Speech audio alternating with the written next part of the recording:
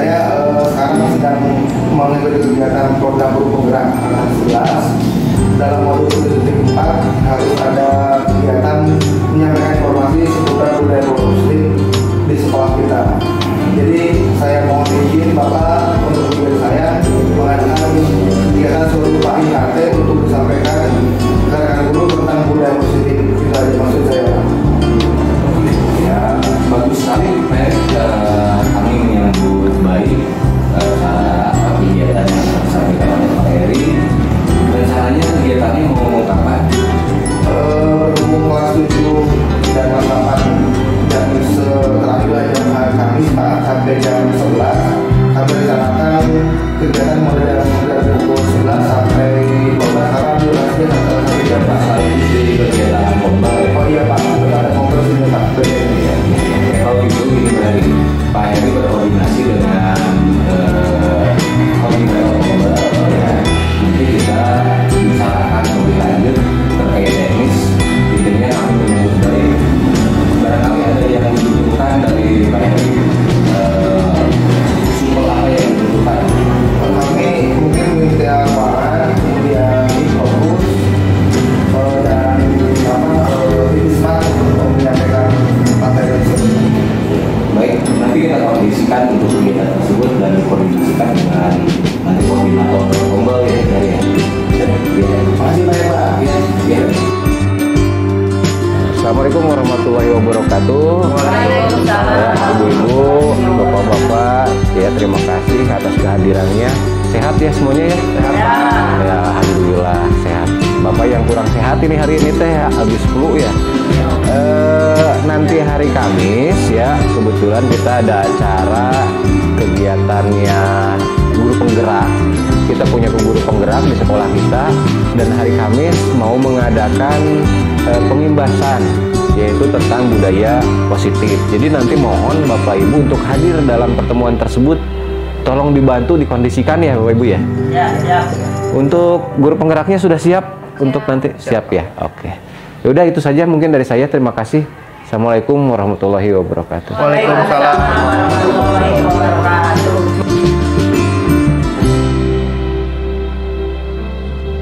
Assalamualaikum warahmatullahi wabarakatuh. Alhamdulillahirabbil alamin. Wassalatu wassalamu ala asyrofil anbiya'i wal mursalin sayyidina wa maulana Muhammadin wa ala alihi wa sahbihi ajma'in amma ba'du. Yang terhormat Bapak Kepala Sekolah yang diwakilkan, yang terhormat Bapak narasumber kita, Bapak Heri Khairul Anwar, calon guru penggerak angkatan 11 Kabupaten Majalengka, dan Bapak Ibu guru peserta yang berbahagia. Puji syukur kita panjatkan kehadirat Allah pada kesempatan pagi ini kita bisa berkumpul dalam acara kegiatan berbagi aksi nyata budaya positif. Salawat teriring salam semoga tercurah atas junjungan kita baginda Nabi Muhammad SAW. Bapak Ibu yang saya hormati, sebelum acara pada siang ini kita mulai, izinkan saya bacakan terlebih dahulu susunan acara yang akan berlangsung. Di antaranya pertama ada pembukaan, yang kedua ada sambutan dari Bapak Wakil Kepala Sekolah, yang ketiga kegiatan inti kita yaitu berbagi aksi nyata budaya positif yang nanti akan disampaikan oleh Bapak Ferry. Yang keempat ada tanya jawab dan yang terakhir adalah penutup. Marilah kita mulai acara kita pada siang hari ini dengan acara yang pertama yaitu pembukaan dengan mengucapkan basmalah bersama. Bismillah. Lalu acara yang kedua yaitu sambutan sekaligus pengarahan dari Bapak Wakil Kepala Sekolah kita, Bapak oleh karena kepada Bapak kami silakan. Terima kasih Bu. Assalamualaikum warahmatullahi wabarakatuh.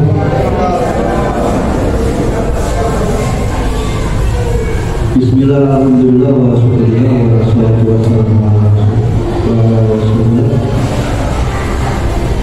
Yang saya hormati narasumber serta Bapak Ibu guru yang saya hormati. Puji syukur marilah kita panjatkan kehadirat Allah Subhanahu wa taala. Alhamdulillah pada kesempatan ini kita bisa berkumpul untuk dalam rangka kegiatan berbagi aksi nyata budaya positif. Tidak lupa salawat dan salam semoga tetap dicurahkan pada junjungan kita Nabi Agung, Nabi akhir zaman, Nabi Muhammad Rasulullah SAW, para keluarganya, para sahabatnya, dan mudah-mudahan kita selaku umatnya mendapat syafaat beliau. Amin ya Allah ya Rabbal Alamin. Bapak Ibu guru yang saya hormati, izinkan saya mewakili Bapak Kepala Sekolah yang pada kesempatan ini tidak bisa hadir karena ada urusan dinas yang tidak bisa diwakilkan. Bapak Ibu guru yang saya hormati, saya sekolah menyambut baik dengan adanya kegiatan ini. Mudah-mudahan dengan tema berbagi aksi nyata budaya positif yang nanti akan disampaikan oleh Pak Heri yang merupakan CGP Angkatan 11 bisa menambah wawasan kita, bisa menambah pencerahan tentang apa itu budaya positif, khususnya budaya positif yang ada di lingkungan sekolah. Mari kita manfaatkan kesempatan ini, kegiatan ini dengan sebaik-baiknya, dan mudah-mudahan ini menambah, tadi saya katakan menambah wawasan, khususnya budaya positif apa saja yang ada di lingkungan sekolah, bagaimana kita menyikapinya, bagaimana kita melaksanakannya, dan bagaimana kita menerjemahkannya tentang budaya positif. Untuk itu mari kita simak bersama, mari kita dengarkan paparan yang akan disampaikan oleh narasumber kita, Pak Heri Khairul Anwar, calon guru penggerak angkatan 11. Untuk itu saya persilakan. Terima kasih. Wassalamualaikum warahmatullahi wabarakatuh. Demikian sambutan dari pengarahnya. Terima kasih kepada Bapak atas sambutannya. Mungkin kita langsung saja kegiatan inti kita ya, untuk mendengarkan materi berbagi praktik baik aksi nyata budaya positif. Kepada Pak Heri, saya selaku narasumber saya persilakan.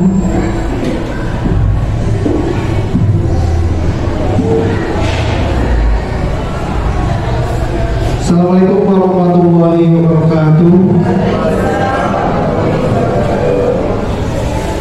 Pada Bapak dan Ibu semua yang terhormat Bapak Kepala Sekolah Bidan, Ibu Kurator dan Bapak Ibu peserta berbagi aksi nyata budaya positif yang saya banggakan dan saya hormati. Saya di sini berdiri bukan sebagai orang yang paling tahu atau bermaksud yang menggurui atau bermaksud yang paling tahu masalah di sini, tetapi kebetulan dalam program pendidikan guru penggerak angkatan 11 dan modul 1.4 yaitu budaya positif, saya harus mengimbas pengetahuan tentang budaya positif ini kepada rekan guru yang ada di sekolah kita. Baik, pertama-tama pada keputusan syukur dan Allah Subhanahu wa taala karena pada kesempatan ini kita bersama-sama dalam keadaan sehat walafiat untuk sama-sama mengikuti kegiatan berbagi aksi nyata tentang budaya positif. Salawat dan salam semoga selalu tercurah limpahkan kepada junjungan kita itu Nabi besar Muhammad SAW, para kepada sahabatnya, keluarganya, dan kita selaku umatnya. Amin ya rabbal alamin. Bapak dan Ibu hadirin semuanya, budaya positif di sekolah kita sebetulnya sudah berjalan dengan baik ya. Sebetulnya kita sekolah yang paling tua di Majalengka banyak mengadakan kegiatan yang berbentuk dengan atau yang berbentuk atau berdasarkan budaya positif. Saya adalah calon guru penggerak angkatan 11 di Kabupaten Majalengka, dan nanti sampai Desember mempelajari berbagai modul yang disyaratkan untuk diikuti oleh seluruh calon guru penggerak. Nah, mari kita merubah paradigma. Nah, beberapa konsep tentang budaya positif dan nanti akan saya jelaskan mungkin akan merubah paradigma ibu bapak semua. Saya juga pada saat mengikuti kegiatan di CGP, oh ternyata budaya positif ini seperti itu, bukan itu. Ya. Adalah untuk mencairkan suasana, kita sedikit dulu Bapak Ibu. Diusahakan kita mengadakan kegiatan ini dengan bahagia, tidak terberut, tidak ingin sesuatu di rumah dan sebagainya. Setuju? Setuju. Baiklah, Ibu dan Bapak, cacing dan ular itu pendek yang mana? Pendek cacing, tapi ular panjang. Itu konsep yang kita sudah dicapai atau dilaksanakan oleh kita semua. Jadi ketika kita ingat cacing itu pasti pendek, sedangkan ular adalah panjang. Nah, satu dulu. Ketika saya ucapkan cacing, Ibu kita balikan konsepnya. Jadi cacing adalah panjang, kalau ular pendek. Siap? Cacing, ular, cacing, cacing, ular, ular. Yang boleh sangat berhasil sekali. Sekarang sambil gerakan tangan. Ketika kita ngomong pendek, tapi tangannya melebar. Ya. Pendek. Ketika ngomong panjang, panjang. Pendek, panjang. Siap? Iya. Kebalikannya, kita berubah paradigma. Cacing, masih lambung, ya. Cacing, panjang itu ke sini. Panjang ke sini, pendek. Iya, ulang lagi. Cacing, panjang. Ulang, pendek. Cacing, panjang. Cacing, panjang. Ulang, pendek. Cacing, panjang. Ulang, panjang. Ulang, pendek. Iya betul. Tepuk tangan untuk semua. Nah, beberapa budaya positif yang telah kita laksanakan di sekolah kita antara lain adalah sholat duha dan berdoa. Jadi banyak diberikan kegiatan apresiasi dari orang tua siswa bahwa saya pernah di wali kelas men-share ini ke forum, Ibu ini anak sedang mengikuti kegiatan ini, alhamdulillah pengalaman positif. Kemudian bersalaman, ada Bu Maida dan Bu Agis itu sebagai modelnya. Setiap kali ketemu dengan siswa akan bersama dengan guru. Kemudian kegiatan tempat bersih, kebersihan di sekolah kita, dan kegiatan upacara terakhir adalah kajian Quran tiap hari Selasa, Rabu, Kamis. Nah, ini sudah menunjukkan budaya positif yang telah dilakukan. Nah, apakah konsep ini sejalan dengan budaya positif yang telah kita pelajari, akan kita pelajari? Ternyata kita harus coba dulu permainan itu Bapak ya. Yang tidak ada pasangannya, cari pasangannya. Kalau beda sama Bu Ati, Pak Dani sama Bu Wahab, Umi sama Bu Haji, Pak Dulu sama siapa? Sama Abah, sama Abah boleh? Ya. Asal ada pasangannya. Nanti kita akan berbicara teori kontrol.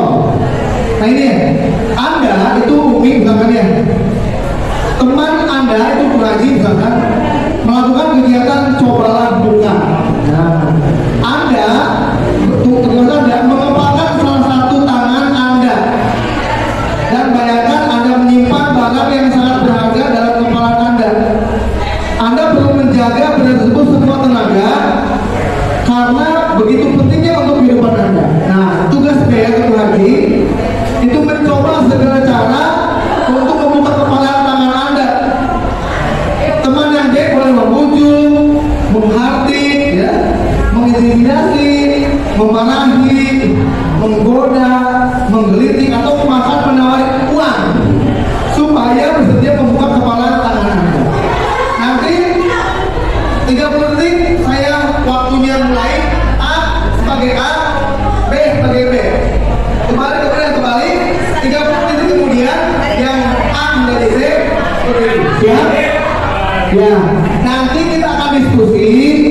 Nah ini diskusikan. Jadi ada pertanyaan akan ibu dan bapak yang akan diskusi selama 1 menit saja. Kita mulai dari yang pertama, ya. 30 detik pertama, silakan A melakukan tugasnya, B merayu sedemikian rupa.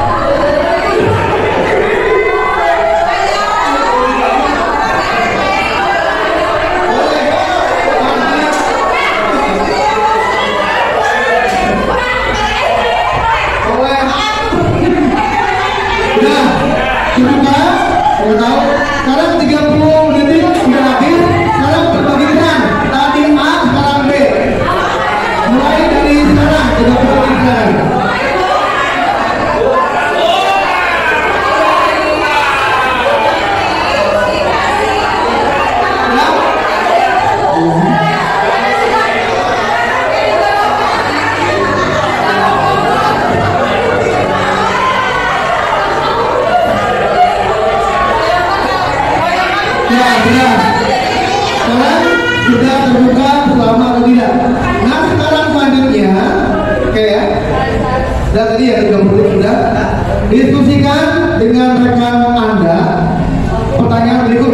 Nah, apakah Anda atau teman Anda membuka kepala tangan Anda? Nah, mengapa alasan Anda untuk membuka kepala? Ini bagian berhasil. Tapi yang B, apakah Anda atau B menutup kepala tangan Anda? Mengapa Anda tetap menutup kepala tangan Anda? Itu berarti tidak berhasil selama 30 menit diambil, dikasih uang. Kemudian yang ketiga, kesimpulannya, sesungguhnya siapa yang memegang kendali atau kontrol untuk membuka atau menutup kepala Anda? Silakan. Siapa yang akan memberikan hasilnya? Hasil diskusi ini tolong sampaikan pada topik kita kali ini.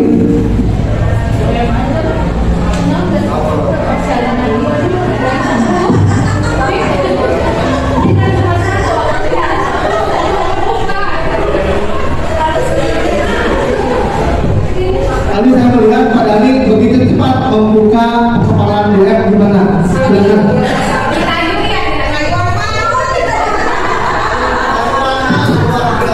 Oke, tadi kita yang pertama membuka bahkan tidak lebih dari 1 detik ya. Hanya 9 detik. Ya. Itu mudah caranya simbiosis mutualisme. Jadi janjian dulu, nanti pas saya minta ibu yang mengasih, tapi kalau pas saya minta saya ngasih. Jadi sama-sama membuka. Ada perjanjian. Iya. Oke, jadi simbiosis mutualisme ya. Kemudian siapa yang memegang kendali? Dua-duanya, saya punya kendali butuh, punya juga sama butuh. Kendalinya sama-sama. Terutama untuk kendali. Siapa yang tidak dapat membuka? Ini kan depan ini, depan kayak tidak saling mengkarena ini. Tadi saya lihat udah bisa buka ya. Kalau saya dengan Pak Wi sama-sama tidak membuka ya, karena saling ngobrol. Pak Wi pengen menggelitik, pengen ngelek-ngelek saya, tapi saya nggak mau gitu. Terus saya merayu Pak Wi dengan cara ini bukan nih, manikir. Tapi tetap saja tidak dibuka karena kita sama-sama saling egois. Jadi kesimpulannya siapa yang menjadi kontrol?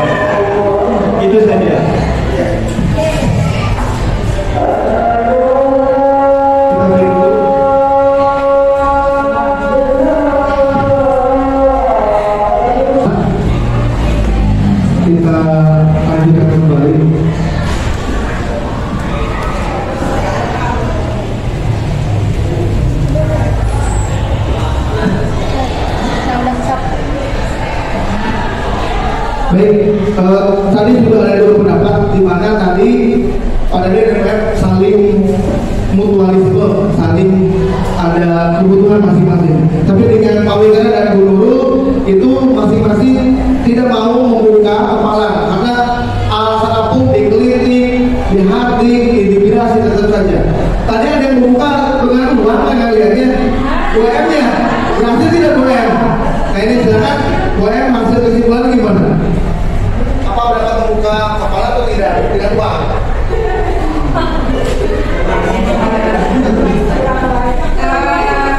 Yang saya tadi praktekkan ke ibu ini yang mengepal tangan ya, tapi dia dengan kokohnya, dengan kuatnya tetap mempertahankan apa yang dia miliki. Sampai saya iming-iming pakai duit kayak gitu, tapi kayaknya ya itu mah kurang karena duitnya sakit semua gitu. Tapi tetap ini tetap harus didukung, mempertahankan apa yang dia milikinya gitu. Dan saya berusaha juga dengan cara seperti itu, meskipun mungkin caranya salah gitu kan, ya tidak berhasil akhirnya gitu. Jadi sangat kokoh penyediaan teknik. Iya betul, tidak tergoda oleh apapun. Dengan 3 contoh kasus tadi memang ada beberapa kasus yang satu berhasil membuka, 2-nya tidak berhasil membuka. Nanti kita akan ketemu dengan materi yang akan kita jelaskan ke depan. Selanjutnya Bapak Ibu, ada teori kontrol yang disampaikan oleh Dr. William Jaeger. Itu meluruskan miskonsepsi tentang makna kontrol. Selama ini kita menganggap yang pertama, guru dapat mengontrol murid. Yang kedua, bahwa semua penguatan positif dapat dan positif, efektif dan bermanfaat. Tidak betul. Kemudian kritik dan membuat orang merasa bersalah dapat menguatkan karakter. Ini kurang tepat juga. Kemudian orang dewasa memiliki hak untuk memaksa. Ini 4 konsep yang kurang tepat menurut William Jaeger. Kita buktikan bersama-sama. Nih, pada saat kita memaksa murid untuk berbuat sesuatu, jikalau murid itu memilih untuk tidak melakukannya, jadi dia memang tidak mengizinkan dirinya untuk tidak dikontrol. Jangan, ambilkan penghapus, dia diam aja. Berarti dia tidak mau dikontrol sama kita. Saat itu bentuk kontrol guru menjadi kebutuhan dasar yang dipilih murid jika dia berhasil menuruti perintah kita.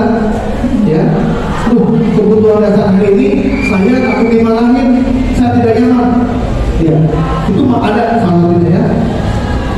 Kemudian penguatan positif, efektif dan bermanfaat tidak semuanya. Salah satu bentuk penguatan positif adalah rujukan. Nah, tolonglah besok kamu tidak boleh kesiangan. Ini usaha ini mempengaruhi supaya anak tidak mengulangi kesalahannya. Dan kita mengontrol murid. Tapi kemungkinan murid tersebut akan menyadari bahwa bujukan yang kita laksanakan itu akan menjadi ketergantungan. Oh, saya kalau tidak dibujuk akan kesiangan lagi. Itulah tidak selamanya penguatan efektif itu bermanfaat. Kemudian yang ketiga, kritik dan membuat orang merasa bersalah dapat menguatkan karakter. Kita biasanya mengkritik seseorang, kemudian membuat orang bersalah. Jadi untuk kita seperti itu kita akan efektif membuat karakter. Tapi sebetulnya dengan mengontrol murid menggunakan kritik dan rasa bersalah akan membuat murid kita pada identitas yang gagal. Oh, saya mah gak bisa seperti ini, saya merasa gagal.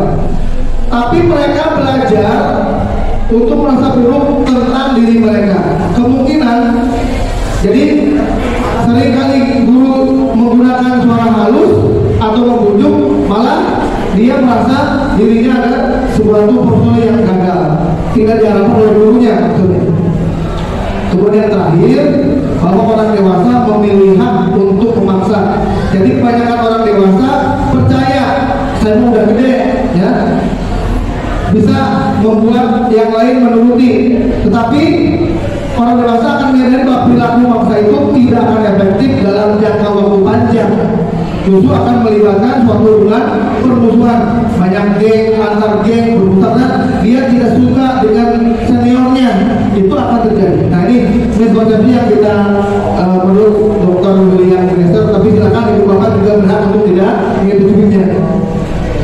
Nah dari kata-kata tadi, disiplin itu kebanyakan terlintas bahwa itu tata tertib, kemudian teratur atau kepatuhan pada peraturan.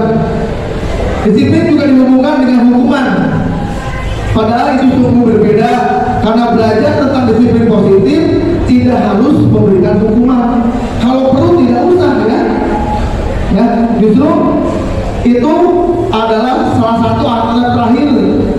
Ya, kalau penting-penting baru dihukum, tapi kalau tidak perlu jangan digunakan sama sekali. Nah itu dinamakan dengan budaya disiplin atau disiplin positif yang dimaknai dengan dilakukan kepada seorang orang lain untuk mendapatkan kepatuhan. Tadi ya, membuka kepala kami, coba di hati kita kok akan. Jadi kita inginnya itu mendapat kepatuhan dan cenderung kata disiplin dengan tidak kenyamanan. Baik Guru Bapak, dalam budaya positif ini ada poin yang akan saya jelaskan. Pertama, disiplin positif. Kedua, motivasi perilaku manusia. Ketiga, posisi kontrol guru. Keempat, keyakinan kelas. Kelima, kebutuhan dasar manusia. Dan keempat, segitiga restitusi. Yang pertama adalah disiplin positif. Tadi sudah saya jelaskan sejak awal. Jadi cara ini mengajarkan supaya anak bertanggung jawab, menumbuhkan kesadaran diri berdasarkan nilai-nilai kebajikan, kemudian lebih ke arah disiplin dan mengontrol diri dalam melakukan segala tindakan, dan membuat murid memahami dan menyadari bahwa berdasarkan motivasi internal, bukan akibat paksaan, pujian atau hukuman. Tadi contohnya Pak Dani dan Bu F itu tidak dipaksa, menyadari. Jadi dua-duanya sudah punya motivasi internal. Kalau Bu Neni tadi melihat Bu F, kalau mau duit mal kemudian dibuka, berarti motivasi eksternal terhadap uang. Ini adalah keyakinan diri antara Bu dulu tetap aja saya mau tidak akan, meskipun dia apapun itu lagi tetap, berarti dia motivasi internal. Ya. Nah kemudian ada dua macam motivasi Ibu Bapak, ada dua macam. Yang pertama adalah eksternal. Nah ini untuk menghindari ketidaknyamanan atau hukuman. Jadi ada kalanya anak-anak itu datang pagi-pagi, sudah dihukum, suruh membaca Al-Quran, baru ya. Kemudian atau untuk mendapatkan imbalan atau penghargaan dari orang lain, saya dapat menjawab demi uang, demi hadiah. Itu dia motivasi eksternal. Justru yang kita harapkan adalah motivasi internal. Jadi dia meyakini bahwa dia melakukan itu sesuai dengan keyakinannya. Ayah saya mah dihukum asal datang dengan bahwa saya punya keyakinan saya harus datang tepat waktu. Kemudian dan menghargai diri sendiri dengan nilai-nilai yang mereka percaya. Tadi juga saya mah bisa, nggak tahu ada imbalan, yang penting saya menjawab, saya bisa. Yaitu menjawab pertanyaan guru atau tugas, itu adalah motivasi internal. Jadi kalau banyak di antara siswa kita yang datang pagi-pagi ditanya kenapa kamu, saya takut dihukum Pak, itu masih eksternal. Kenapa kamu datang pagi-pagi? Saya mau, dia jawab saya memang terbiasa pagi-pagi, ada kebiasaan saya dulu harus datang tepat waktu, itu sudah motivasi internal, itu diharapkan. Kemudian dalam motivasi internal juga hindari hukuman dan pemberian penghargaan yang berlebih. Jika satu orang kita manjakan, oh adik bagus banget, kamu patuh aja, paling kita, dia terlalu diberi penghargaan yang lebih, akhirnya dia akan seperti ini Bapak Ibu. Nah berdampak negatif bagi murid karena merusak hubungan.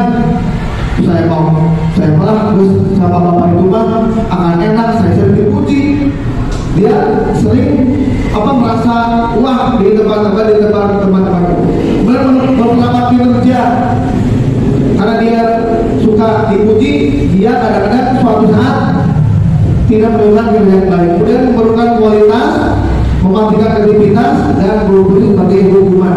Jadi sekaligus penganggaran hukuman itu mirip ya, bisa merusak kreativitas siswa dalam hal ini. Nah sekarang ke poin berikutnya, posisi kontrol seorang guru. Ada 5 Bapak Ibu: penghukum, pembuat merasa bersalah, ini adalah pembuat identitas yang gagal bagi siswa kita. Kalau teman, pemantau, manajer itu adalah dapat memacu anak akan lebih jauh lebih baik.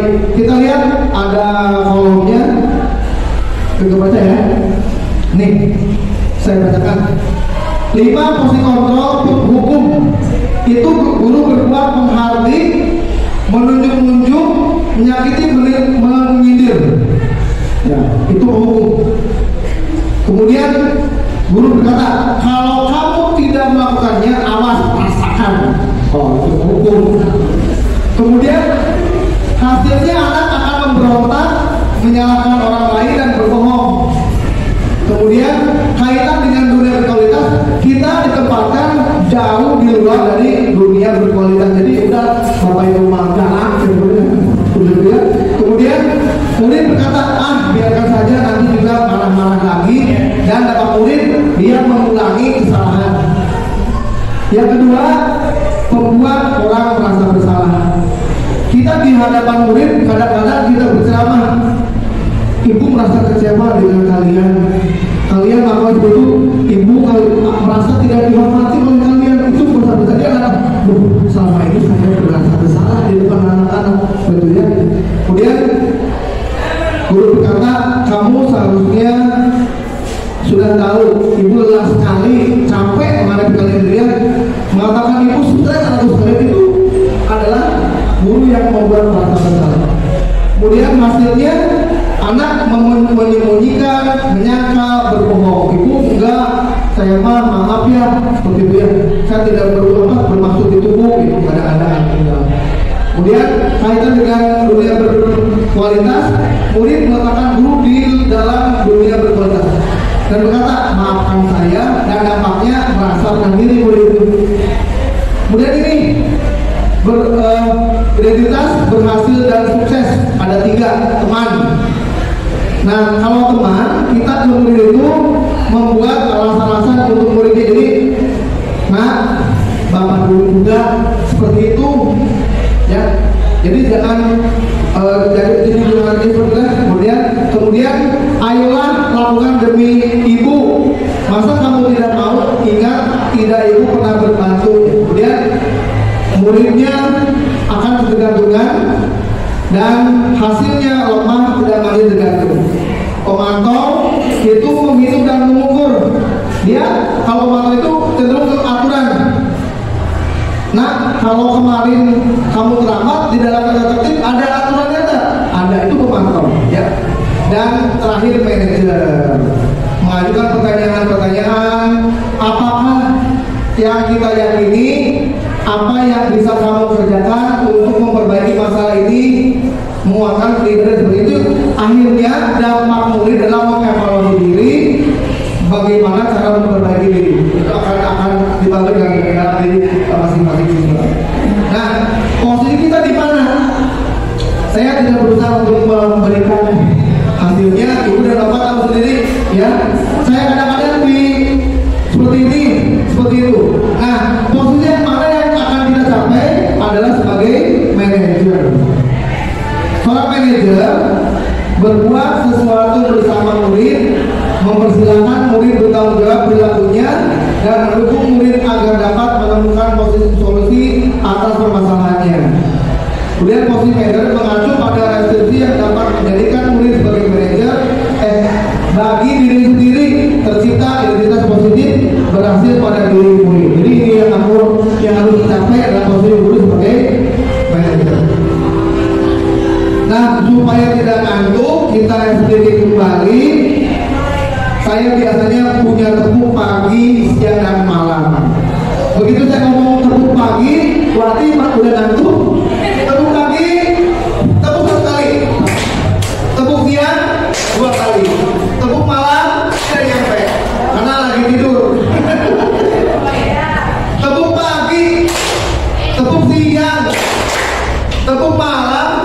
Ya, tidak misalnya gitu.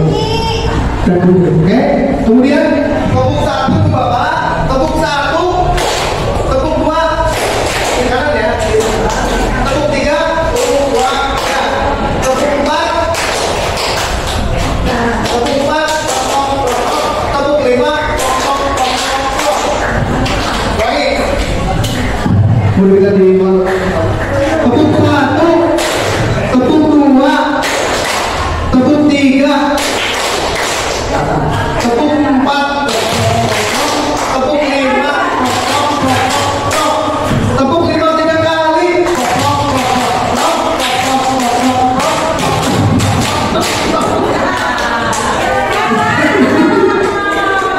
Iya. Tepuk pagi, tepuk 5, tepuk 2.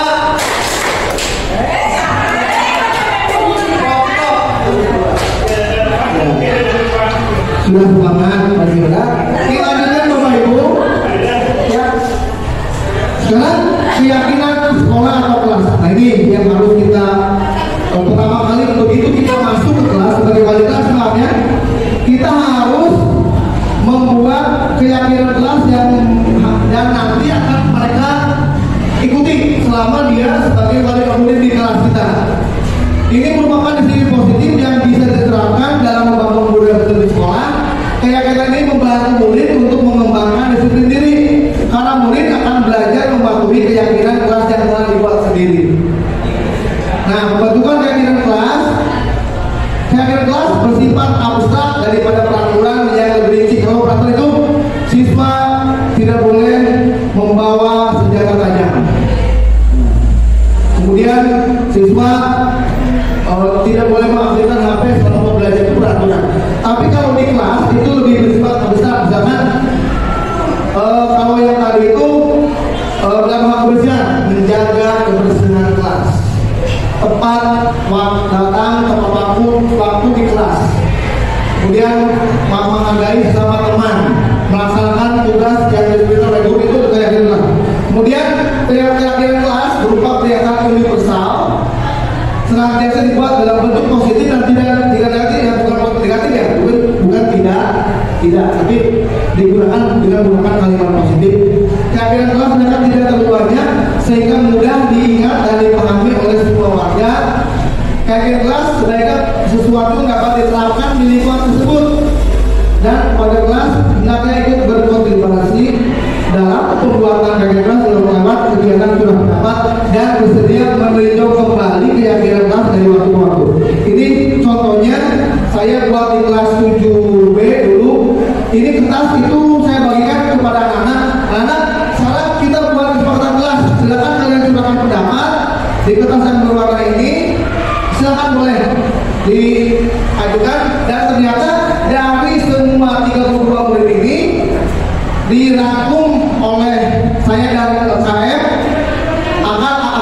akhirnya 10 keyakinan kelas yang disepakati: menjaga keamanan kelas, menjaga kebersihan kelas, melaksanakan istirahat pada waktunya, menghargai guru saat menerangkan, membayar uang kelas tepat waktu, mengerjakan piket kelas tepat waktu, menghargai antar teman berbeda agama, datang ke sekolah tepat waktu, tertib selama pembelajaran, dan mengerjakan tugas yang diberikan guru. Dan ini ditempel di kelas.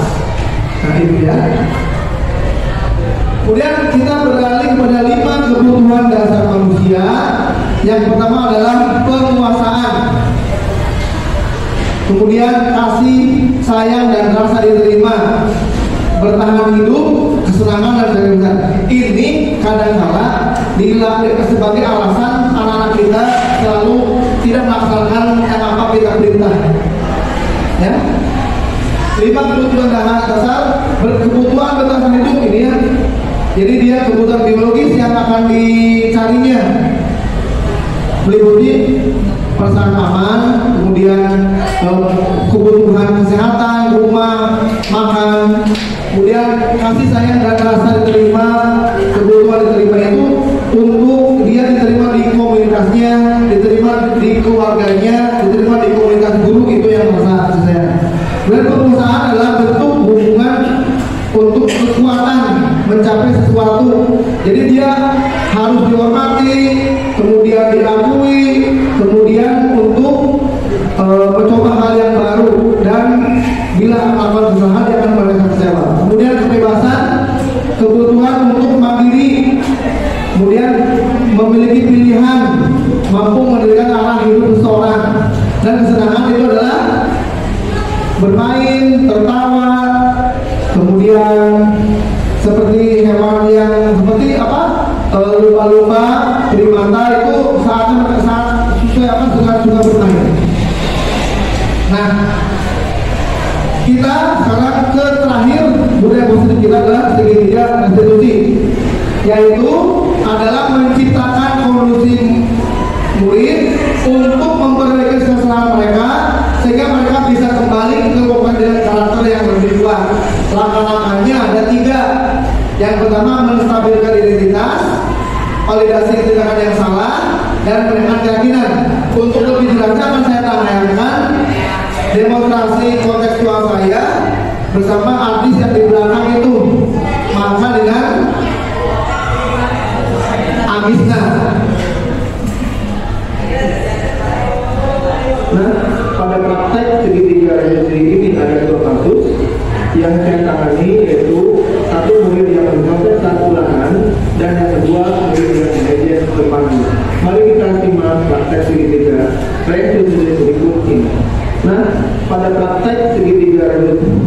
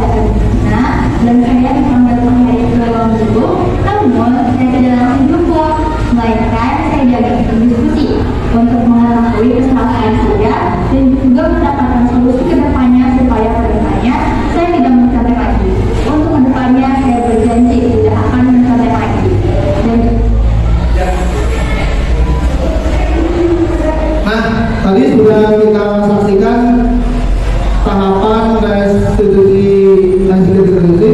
Selanjutnya saya ingin ibu dan bapak latihan. Bu M siap latihan. Bu M, saya ingin Bu M bertindak sebagai guru. Bu Neni seorang yang terlambat mungkin ya. So, ke depan ya. Bu M. Ini kita latihan penerapan segitiga restitusi. Boleh ke depan Bu M dan Bu Neni. Tepuk tangan untuk Bu Neni. Ya, silakan. Dipanggil dulu Bu Neninya, kemudian ditanya dengan tadi mengambilkan identitas dulu, silakan.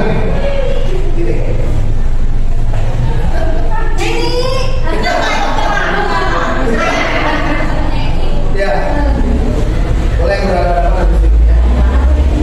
Ya, saya mau ya. Udah, masuk. Ini aja dari mulai.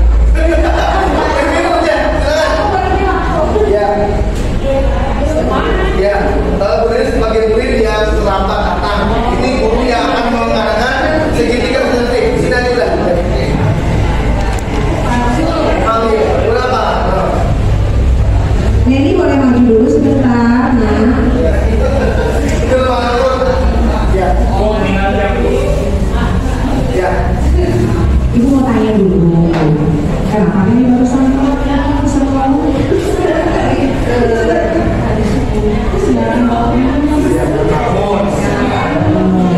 Gara-gara apa itu kan bisa kesiaran banget kayak itu?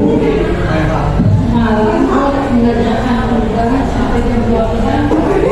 Ini menunjukkan ini Bu M bahwa itu benar Bu M lakukan waktu dulu sekolah.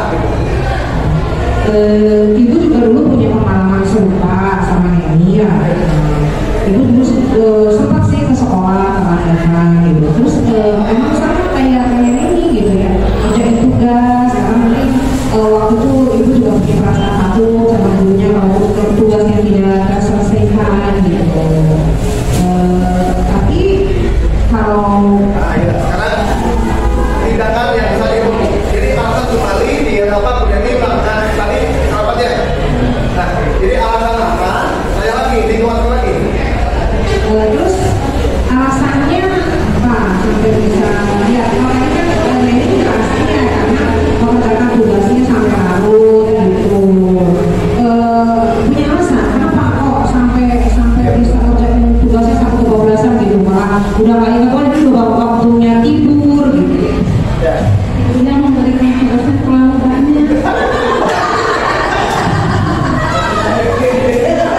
Sekarang keyakinan kelas pada saat awal semester ada peraturan tidak boleh datang terlambat. Jadi stop itu benar.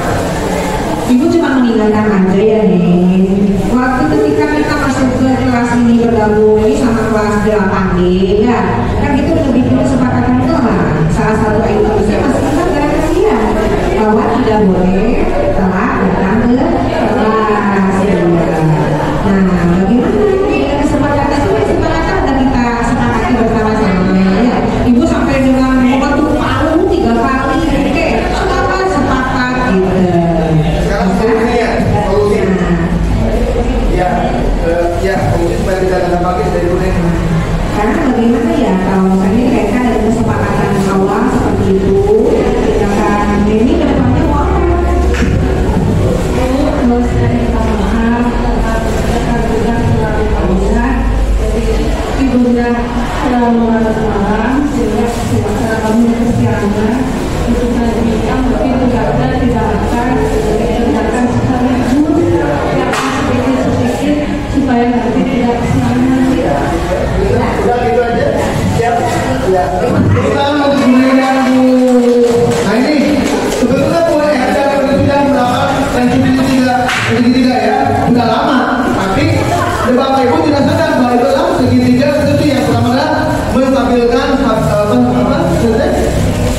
menstabilkan segitiga. Jadi dulu Bapak juga pernah seperti itu, tapi itu kan kegiatan yang jelek. Nah, kedua adalah validasi tindakan salah. Menurut Agna, menurut kamu datang terlambat itu benar tidak? Tidak. Dia alasan kamu apa terlambat? Saya Pak kesiangan.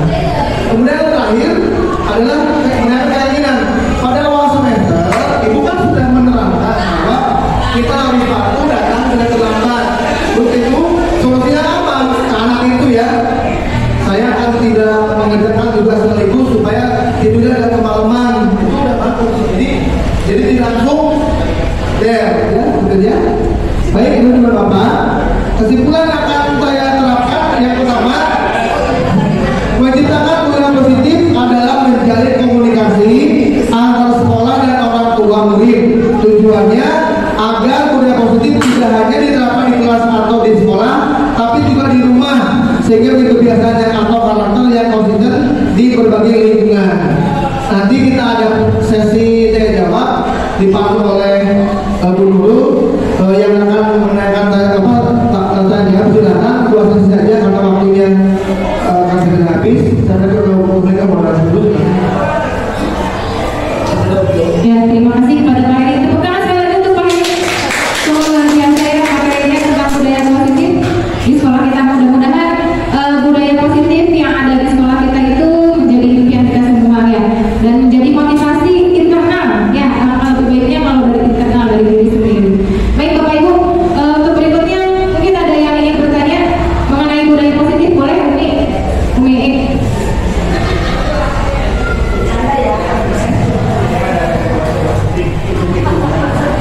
Terima kasih atas kesempatannya yang saya tanyakan simpelnya.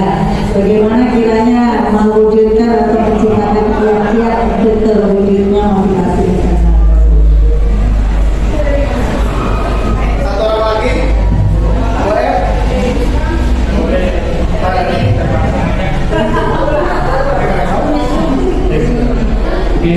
tadi di awal itu membentuk keyakinan kelas. Sementara kalau yang kita ketahui dan yang kita lakukan itu ada yang namanya tata tertib. Ya. Nah, di sini apakah ketika ada keyakinan kelas harus tetap ada tata tertib atau enggak ya? Kemudian bedanya antara tata tertib dan keyakinan kelas itu seperti apa? Kemudian yang selanjutnya, apakah ini saling menegasikan itu? Dalam artian ketika yang satu kurang tepat tidak boleh dipakai gitu ya. Yang satu keyakinan kelas fokusnya ke keyakinan kelas saja seperti itu atau seperti apa gitu. Terima kasih Pak.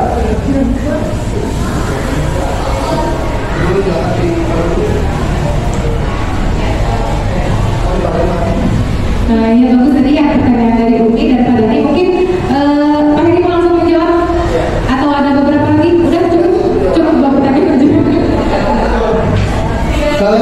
Saya berusaha untuk jawab, kalau tidak tepat mungkin maaf ya, mungkin dibantu tempat lain.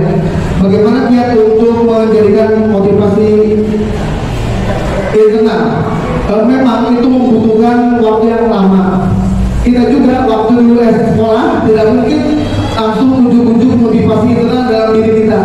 Tetap aja selalu ada motivasi internal, dia berubah, mau dapatkan imbalan. Tapi mungkin nanti setelah dia melewati umur-umur yang begitu dewasa, dia ternyata hasil dari SMP itu mendapatkan kita harus tepat waktu di pekerjaan mungkin ya. Kerjaan kalau tidak tepat waktu kita tetap aja ada motivasi itunya ya. Seperti itu. Kemudian ada yang lain tentu saya setuju ya. Kemudian dari Pak Dhani, apakah peraturan keyakinan kelas itu sama dengan tata tertib? Kemudian hierarkinya bagaimana? Saya jelaskan seperti ini Pak. Dalam benar di sekolah itu memang harus ada tata tertib, disahkan oleh kepala sekolah melalui rapat-rapat dengan guru dan siswa. Dan itu sepakat. Kemudian alhamdulillah baiknya di kelas itu lebih dipertajam dengan keyakinan, dengan poin-poinnya menurut kepada tata tertib yang disepakati itu. Dan kalau perlu tata tertib beberapa tahun ke depan harus ditinjau kembali. Jadi jangan sampai tata tertib tahun 2020 masih dipakai sampai sekarang. Dulu kan tidak perlu ada HP, sekarang ada HP, tata tertib harus ada di sana. Jadi kemudian dan bagaimana yang harus saling berhierarki, tidak boleh ini berlawanan dengan tata tertib keyakinan harus seperti itu. Tetap aja ada aturannya bahwa tata tertib dalam peraturan tertinggi. Dan untuk keyakinan kelasnya adalah yang harus dipatuhi oleh kelas menurut kepada tata tertib di atas. Mungkin itu yang dapat disampaikan. Seperti itu saja. Mari kita upload kegiatan ini. Sangat pertama sekali mohon maaf jika tadi selama penyampaian saya banyak tidak enakan Bapak Ibu semuanya. Memang di sini belum, tapi mau tidak mau harus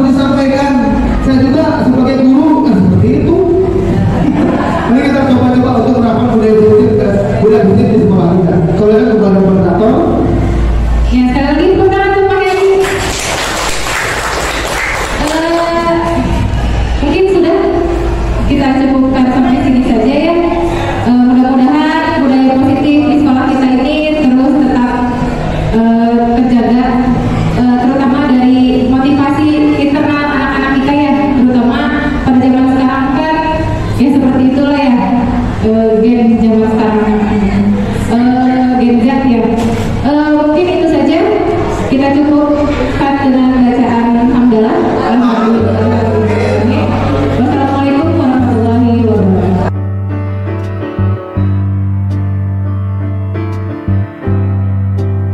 Assalamualaikum warahmatullahi wabarakatuh.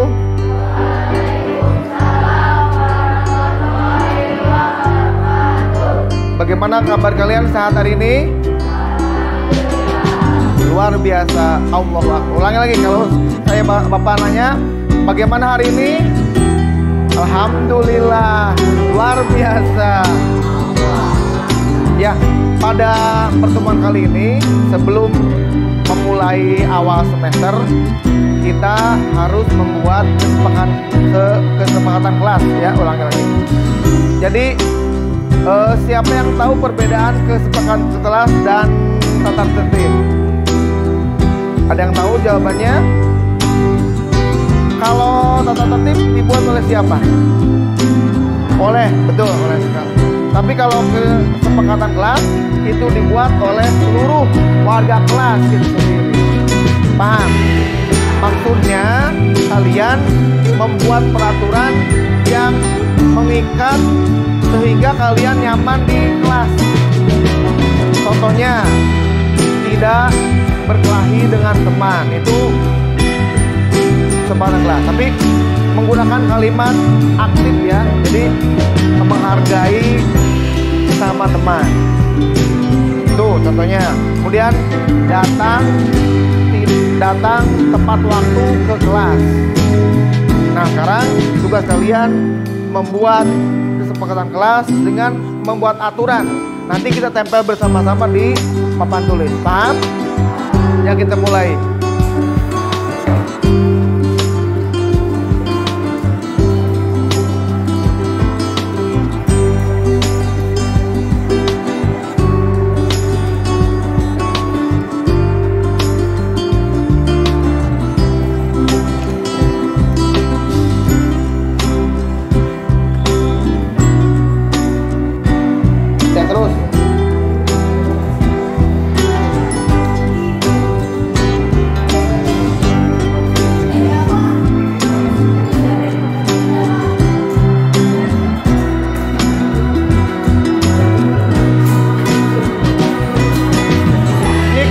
Kelas yang telah kita buat, menjaga keamanan kelas, menjaga kebersihan kelas atau lingkungan sekolah, melaksanakan istirahat pada waktunya, menghargai guru saat menerangkan, membayar uang kas tepat waktu, mengerjakan piket kelas tepat waktu, menghargai antar teman berbeda agama, datang ke sekolah tepat waktu, tertib selama pembelajaran, dan menjalankan tugas yang diberikan guru. Setuju?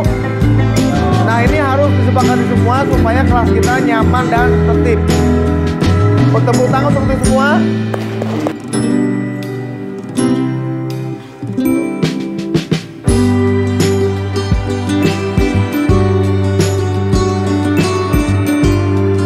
Alia, apa kabarmu hari ini? Ya. Alia, Bapak menerima laporan atau sering datang terlambat. Nah, Bapak mau nanya, apakah kalau datang terlambat itu perbuatan baik atau salah? Salah ya. Kamu meyakini bahwa datang terlambat adalah perbuatan yang salah. Alia, Bapak pengen tahu alasan kamu terlambat kenapa? Kesiangan Pak,